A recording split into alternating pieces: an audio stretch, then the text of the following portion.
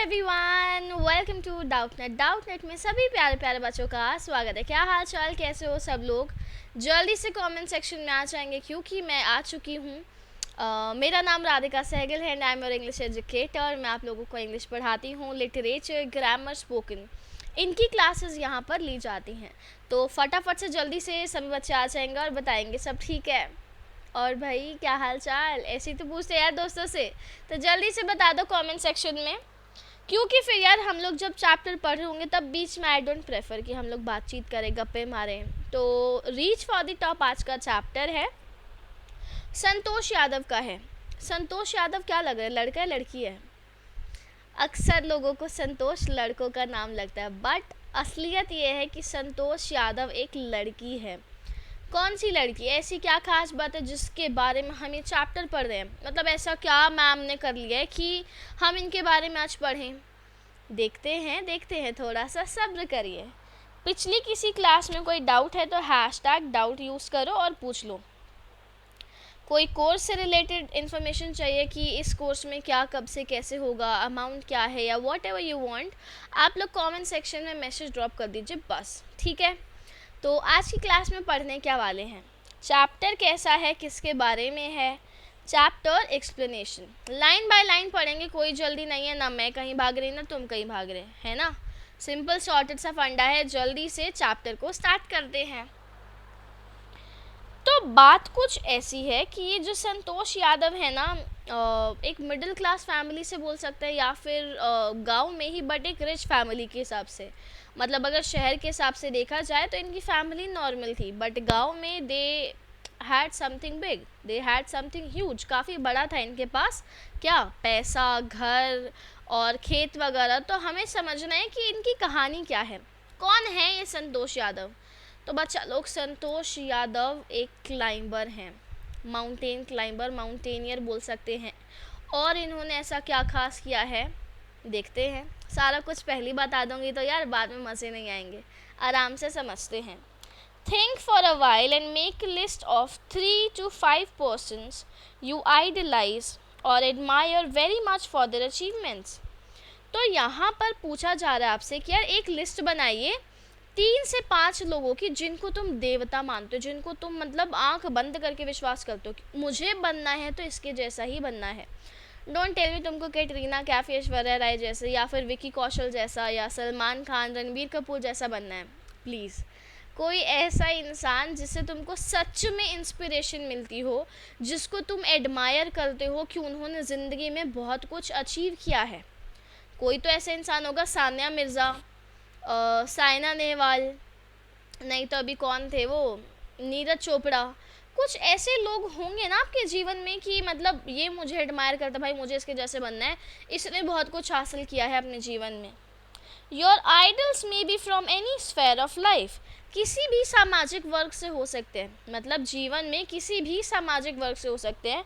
Sports, medicine, media और art and culture, किसी भी सामाजिक वर्ग से हो सकते हैं। मतलब अगर आपको आलिया भट्ट सच में एडमायर करती है, इंस्पायर करती है, इंस्पिरेशन देती है, तो ठीक है, व्हाई नॉट, आलिया भट्ट लिख दो कमेंट सेक्शन में। अगर आपको इंस्पिरेशन मिलती है दीपिका पादुकोण से, उनसे तो मिलती है यार, she has done a lot. नहीं तो अनुष्का से नहीं मिलती यार, तो अब मैं कुछ कर नहीं सकती। तुम अपना बताओ यार कमेंट सेक्शन में, किसी से तो मिलती होगी मोटिवेशन, मम्मी से, पापा से, दीदी से, किसी आईएएस ऑफिसर से, किसी आईपीएस से। तो बताओ जल्दी से किससे मोटिवेशन मिलती है। Your teacher will then discuss your choices with you to find out who the top 5 idols of your class are. फिर आपकी टीचर जो यानी कि स्कूल की एक्टिविटी है, स्कूल की एक्टिविटी में टीचर आपको बताएगी कि भैया सबकी ये टॉप चॉइसेस है, तो टॉप 5 आइडल्स क्लास के कौन से हुए, क्योंकि सबकी प्रेफरेंस कुछ ना कुछ हद तक मिलती होगी। The only woman in the world who has scaled Mount Everest twice was born in a society where the birth of son was regarded as a blessing, and a daughter, though not considered a curse, was not generally welcome. काफ़ी ज़्यादा हो गया, let's break it and then read it. The only woman in the world who has scaled Mount Everest twice, सिर्फ इकलौती औरत जिसने mount Everest को 2 बार चढ़ा है, औरत औरत की बात हो रही है जो कि 2 बार माउंट एवरेस्ट पर चढ़ चुकी है। यार मैं मनाली के सिसु वाटरफॉल सुना है तुम लोगों ने? अटल टनल क्रॉस करके ना सिसु वाटरफॉल आते, मैं वो वाटरफॉल पे नहीं जा पाई। मतलब ऐसा लग रहा था बीच में ना सिर्फ नदी की क्रॉसिंग थी पूरा, और बीच में एक लकड़ी का वो था, रॉड लॉग था, वुड लॉग था, जिस पे चल के जाना है, मतलब साइड में कुछ पकड़ने को भी नहीं था। और ये लोग माउंट एवरेस्ट यार, मतलब 2 पहाड़ों के बीच में एक वो लगा के स्टेयर केस लगा के लोग क्रॉस करते हैं बिना किसी सपोर्ट के। समझ सकते हो? माउंट एवरेस्ट तो यार मैं तो इमेजिन भी नहीं कर सकती, मतलब सोचना तो छोड़ो, मैं सोच ही नहीं सकती, मतलब करना तो छोड़ ही दो बिल्कुल। तो इन्होंने 2 बार माउंट एवरेस्ट चढ़ा है। किसने? संतोष यादव, एक लड़की।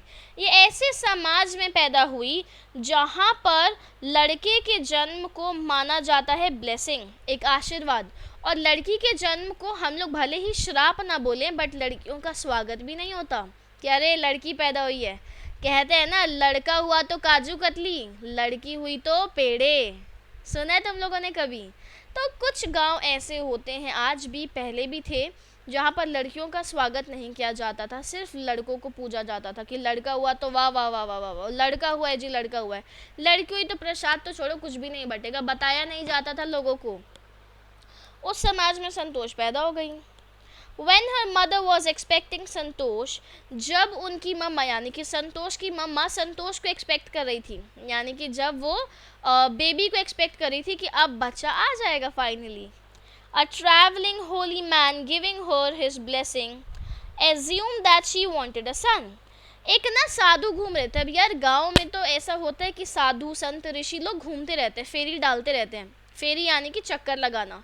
तो ये घूम रहे थे और इन्होंने ना आशीर्वाद देने का सोचा कि चलो ये मतलब माँ बनने वाली है या माँ है, एक मतलब आगे बेबी आएगा, तो मैं इसको एक आशीर्वाद दे देता हूँ। उन्होंने सोचा कि इसको बेटा चाहिए होगा।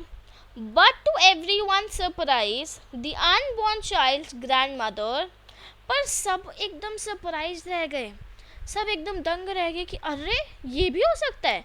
चाइल्ड की ग्रैंड मदर यानी कि बच्चे की दादी ने बोला, who was standing close by told him that they did not want a son। ये क्या हो गया?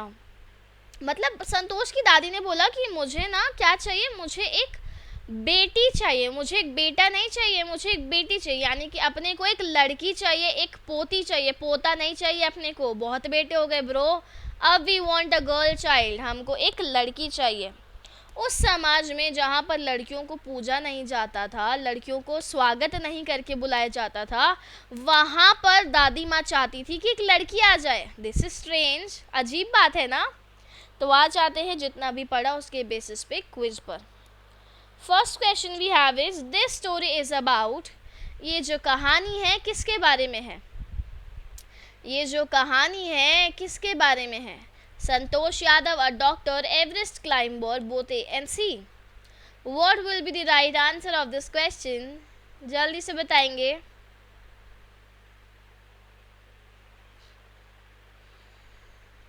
फटाफट इन द कमेंट सेक्शन, जल्दी।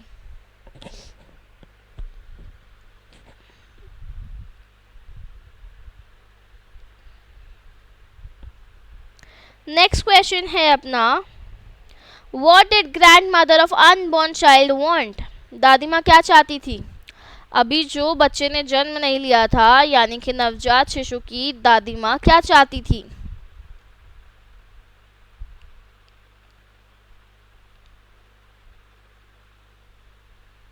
चलो आ जाते हैं आंसर्स पे। This story is about Santosh Yadav, ठीक है, एवरेस्ट क्लाइंबर, ठीक है, तो answer both A and C, both A and C is the right answer. D part क्या है? सही आंसर। नेक्स्ट क्वेश्चन क्या है? What did grandmother of unborn child want? क्या चाहती थी? एक लड़की। क्या चाहती थी? एक लड़की।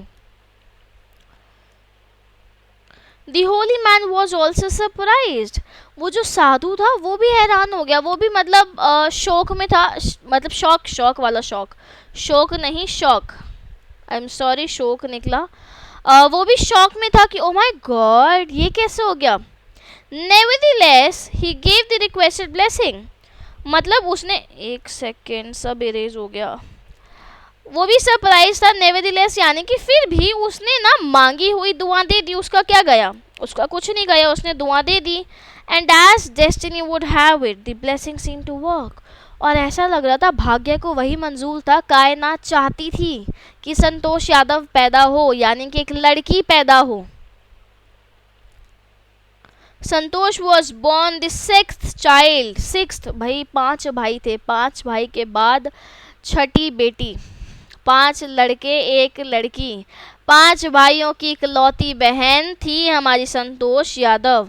Family with 5 sons, a sister to 5 brothers, 5 भाइयों की इकलौती बहन, राजकुमारी की तरह रखेंगे इसको तो। She was born in the small village of Joniyawas of Rewari district in Haryana. कहाँ पैदा हुई थी, ये याद रखने वाली चीज़ है क्योंकि एग्जाम्स में पूछी जाती है। जोनियावास गांव है, कहाँ पर, रेवाड़ी में। रेवाड़ी एक डिस्ट्रिक्ट है हरियाणा में। जैसे फरीदाबाद है वैसे ही एक रेवाड़ी है, जैसे पानीपत है वैसे ही रेवाड़ी है।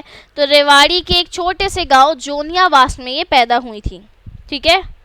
The girl was given the name Santosh which means contentment. Santosh का मतलब संतोष ही होता है यार, संतोष का मतलब संतोष ही होता है, मतलब सुकून, यानी कि शांति, यानी कि कंटेंटमेंट, कि हम अपने जीवन से संतुष्ट हैं, हम अपने जीवन से सेटिस्फाइड हैं। सेटिस्फैक्शन माने संतोष। But Santosh was not always content with her place in a traditional way of life. पर संतोष को कभी संतोष ही नहीं था यार, संतोष को कभी संतोष आया ही नहीं, क्योंकि उसको ना वो ट्रेडिशनल तरीका पसंद ही नहीं था। मतलब वो रीति रिवाज, वो पहनना ओढ़ना, ये सब कुछ उसको बिल्कुल नहीं पसंद था। She began life on her own terms from the start. शुरुआत से ही रेबिलियस थी, यानी कि बागी टाइप की थी। शुरुआत से ही इन्होंने बोला कि मैं ट्रेडिशंस के खिलाफ नहीं हूँ, बट मैं इनके साथ रह भी नहीं सकती। मैं घाघरा चोली, मैं सूट सलवार साड़ी ये नहीं पहन सकती, मैं बिल्कुल नहीं पहनूंगी। Where other girls wore traditional Indian dresses, Santosh preferred shorts. जब सब लोग घाघरा चोली पहनकर घूम रही थी, जब सब लोग सूट सलवार पहन रहे थे, संतोष ने शॉर्ट्स चुनी। ये दिख रही हैं शॉर्ट्स, ये पहनती थी स्पोर्ट्स वाली लड़कियां जो पहनती है ना शॉर्ट्स, खुली खुली कंफर्टेबल, हवा आती जाती रहे, गर्मी ना लगे, और इजी टू कैरी। कपड़े भी मतलब इजी है यार, शॉर्ट्स रखी, एक टी शर्ट रखी और ख़त्म। मतलब कहीं घूमने भी जाओ तो शॉर्ट्स पहन ली, ख़त्म। तो इन्होंने उस समाज में उस टाइम पर ट्रेडिशनल चीज़ों के खिलाफ जाके शॉर्ट्स को चुना। Looking back she says now, पिछली बातों को याद करके, पुराना समय सोचकर वो अब कहती हैं, From the very beginning I was quite determined that if I choose a correct and a rational path, the others around me had to change, not me.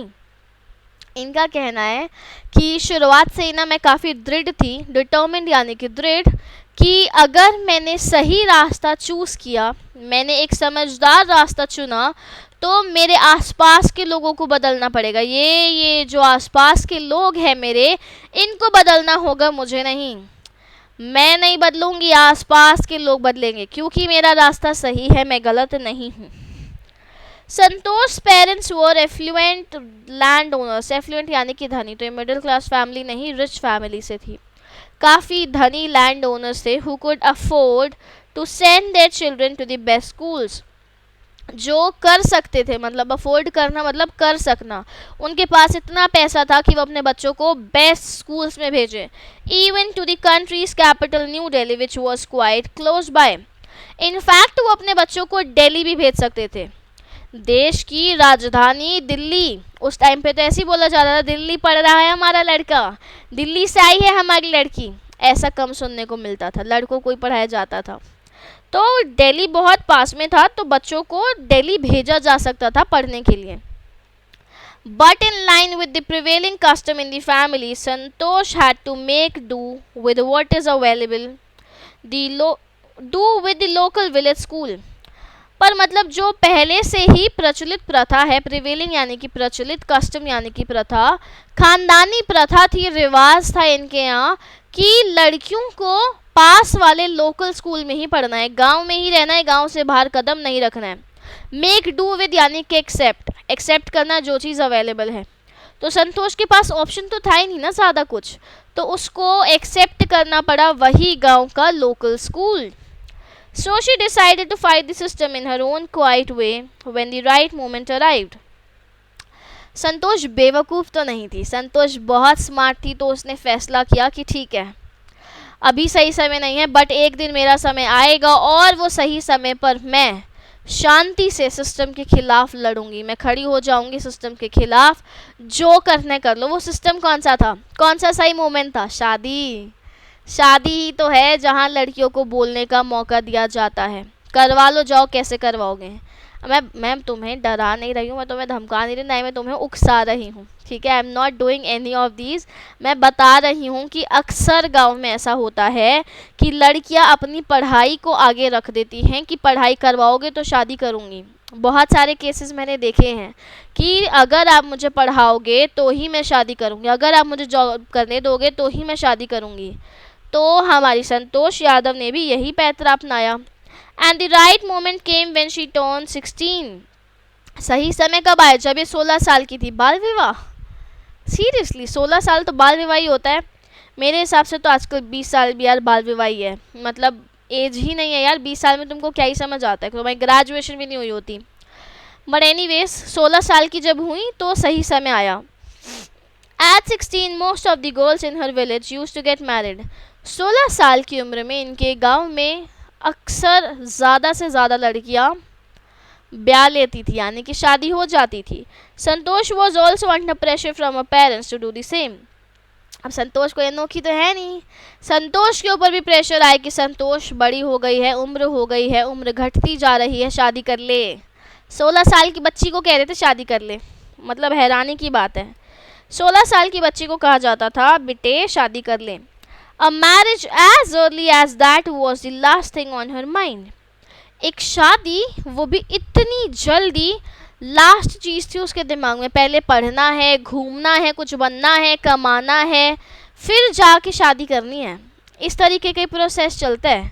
She threatened her parents that she would never marry if she did not get a proper education. भाई धमका दिया. देख लो, साफ सीधी सी बात है. अगर मुझे ढंग की पढ़ाई नहीं करवाई जाएगी मैं शादी नहीं करूँगी, कभी नहीं करूँगी. आज कल परसों नहीं, मैं कभी भी शादी नहीं करूँगी अगर मुझे सही से पढ़ाई नहीं दी गई. She left home and got herself enrolled in a school in Delhi. वो घर से निकल गई. शी लेफ्ट होम, चली गई और अपना दाखिला करवाया दिल्ली के एक बहुत अच्छे रेप्यूटेड स्कूल में. रेवाड़ी से सीधा दिल्ली पहुंची, एडमिशन कराया. When her parents refused to pay for her education, she politely informed them of her plans to earn money by working part-time to pay her school fees. अब माँ बाप तो माँ बाप ही होते हैं, बच्चों का भला तो चाहते ही हैं. तो उन्होंने बोला कि मतलब हम फीस नहीं भरेंगे तो शायद वो यहीं रुक जाए, स्कूल के लिए जाएगी नहीं क्योंकि पैसे तो है ही नहीं ना. तो संतोष भी कम नहीं है. संतोष ने बोला ठीक है, मैं आपको अपना प्लान बताती हूँ, सुनो ध्यान से. मैं ना वहाँ पार्ट टाइम जॉब करूँगी ताकि मेरी स्कूल की फ़ीस निकल जाए, रहने खाने पीने सोने सबका खर्चा निकल जाए. मुझे आपसे एक भूटी कौड़ी नहीं चाहिए. किसके लिए लड़ रही थी ये? सिर्फ पढ़ाई के लिए, सिर्फ पढ़ाई के लिए लड़ रही थी, which is a good thing. Her parents then agreed to pay for her education. माँ बाप तो माँ बाप ही होते हैं, नादान बच्चों की बात तो माननी पड़ती है. बट संतोष की बात यहाँ अच्छी थी और इसीलिए इनके पेरेंट्स ने मान लिया कि ठीक है, हम तेरी पढ़ाई के पैसे देंगे, जा तुझे जहाँ पढ़ना है. Wishing always to study a bit more and with her father slowly getting used to her urge for more education, Santosh pass the high school examination and went to Jaipur. अब हमेशा ना इच्छा रहती थी थोड़ा सा और, थोड़ा सा और, थोड़ा सा और. उसके पापा भी धीरे धीरे यूज्ड टू हो गए थे, उनको भी आदत पड़ गई थी इस लड़की की तीव्र इच्छा की कि और पढ़ाई चाहिए, और पढ़ाई चाहिए. स्कूल, सीनियर सेकेंडरी स्कूल, सारी चीज़ें इसने कर ली. हाई स्कूल एग्ज़ाम पास करके ये जयपुर पहुंची. मतलब रेवाड़ी से दिल्ली, दिल्ली से जयपुर, और पढ़ाई चलती रही. पढ़ने का बहुत शौक था इनको. शी ज्वाइन महारानी कॉलेज. क्या ज्वाइन किया? जयपुर में इन्होंने महारानी कॉलेज ज्वाइन किया. ऑल गर्ल्स कॉलेज था.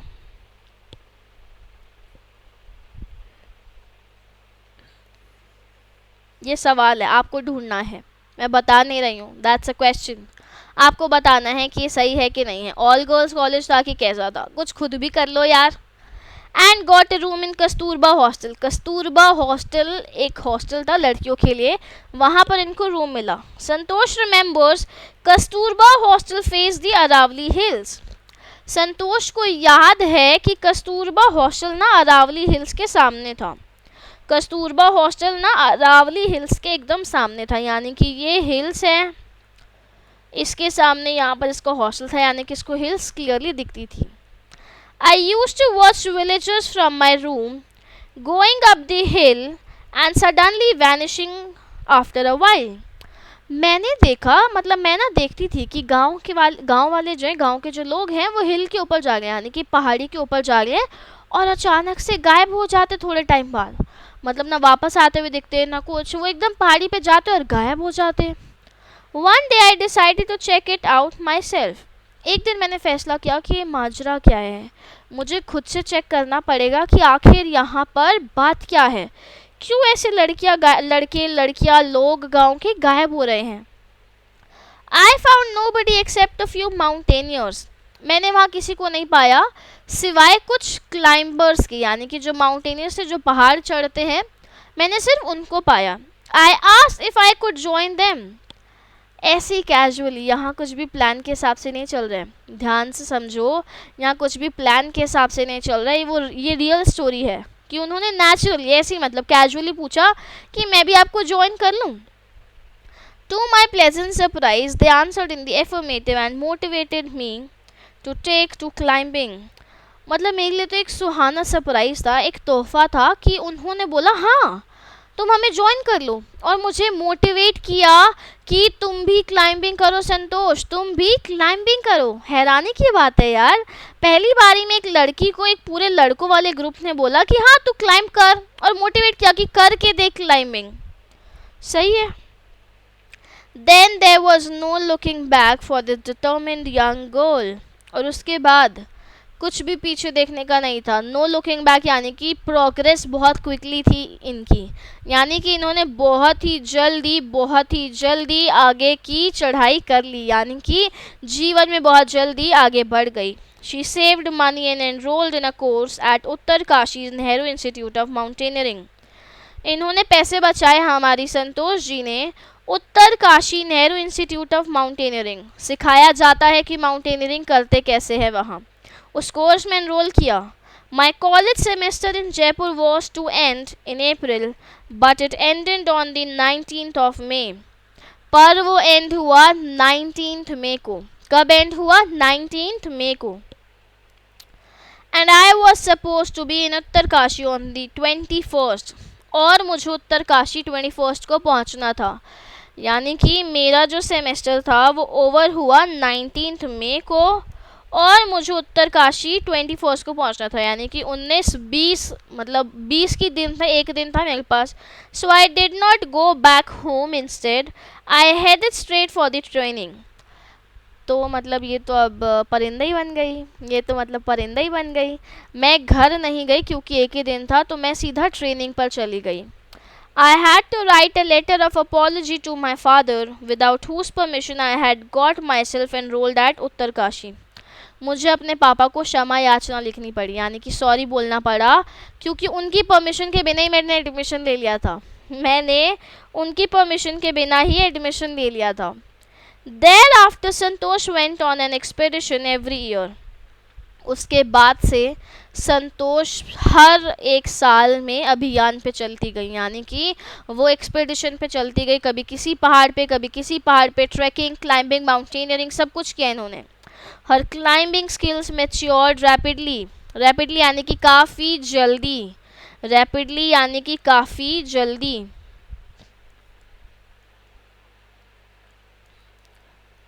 काफ़ी जल्दी उनके स्किल्स अच्छे होते गए। मैच्योर्ड यानी कि जल्दी जल्दी बढ़ते गए। Also she developed remarkable resistance to cold and the altitude. Altitude यानी कि ऊंचाई, रिमार्केबल यानी कि मतलब बहुत ही ज़्यादा बढ़िया, बहुत ही ज़्यादा अच्छा। रेजिस्टेंस यानी कि रुकाव, इनको ना ठंड लगती थी, ना इनको ज़ुकाम खांसी होता था, और ऊंचाई से भी डरने लगता था। बहुत जल्दी सीख गई थी ये।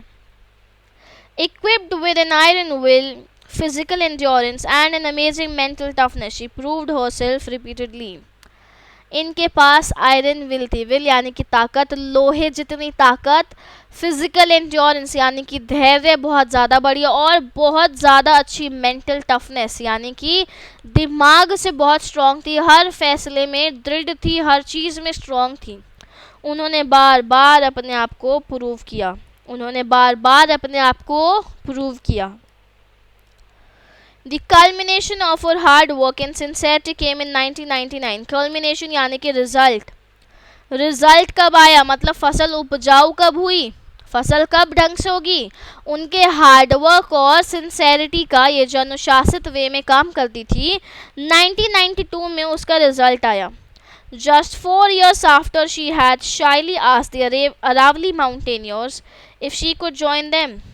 4 साल प्रैक्टिस करी, 4 साल की प्रैक्टिस के बाद इन्होंने बस ऐसे ही शर्माते हुए, ऐसे ही मतलब ऐसे पूछा कि क्या मैं भी आपको ज्वाइन कर लूँ, जस्ट ऐसी कैजुअली, बहुत शर्माते हुए उसने पूछा कि क्या मैं आपको ज्वाइन कर लूँ। Aravali mountaineers at barely 20 years of age, मुश्किल से 20 साल की होगी संतोष यादव उस टाइम पे, मुश्किल से 20 साल की। Santosh Yadav scaled Mount Everest, मुश्किल से 20 साल की लड़की ने माउंट एवरेस्ट को स्केल कर लिया, चढ़ गई माउंट एवरेस्ट पे, वापस आ गई। Becoming the youngest women in the world to achieve the feat, youngest women in the world, पूरी दुनिया में सबसे ज़्यादा यंग थी ये, मतलब यंगेस्ट यानी कि सब पूरी दुनिया में कंपेयर हो रहा है, और उन्होंने ये अचीव किया था। इंडियन थी वो, समझ रहे हो, संतोष यादव इंडियन है मतलब, ठीक है। If her climbing skills, physical fitness and mental strength impressed her seniors, अगर उनकी क्लाइंबिंग स्किल्स, फिजिकल फिटनेस और मेंटल स्ट्रेंथ ने उनके सीनियर्स को इम्प्रेस किया, her concern for others and desire to work together with them found her a special place in the hearts of fellow climbers. भले ही उनके seniors उनसे impress थे, but उनको जगह भी मिली थी, यानी कि संतोष यादव जी को जगह मिली थी उनके क्लाइंबर्स के साथ, उनके साथ काम करना बहुत अच्छा था उन सबके दिलों में, यानी कि ये जो क्लाइंबर्स, अरावली क्लाइंबर्स, इनके दिलों में जगह बना ली थी संतोष यादव ने एक स्पेशल, क्योंकि बहुत ही अच्छी लड़की थी, बहुत ही स्पेशल थी, बहुत ही स्ट्रांग थी। इतना क्लियर है सबको? Am I clear till here to everyone? जल्दी से कमेंट सेक्शन में बता देंगे। चलो, तो आ जाते हैं हम लोग एक बार समरी पे। संतोष यादव की कहानी है, जो कि कहाँ पैदा हुई हैं, जोनियावास रेवाड़ी में है, जो कि, और रेवाड़ी कहाँ है, हरियाणा का एक डिस्ट्रिक्ट है, ठीक है। इनके 5 भाई हैं, कितने भाई हैं, 5 ब्रदर्स, ठीक है, यानी कि 6th चाइल्ड थी। काफ़ी एफ्लुएंट क्या थे ये, रिच लैंड ओनर्स लिख देते हैं, रिच लैंड ओनर्स थे ये।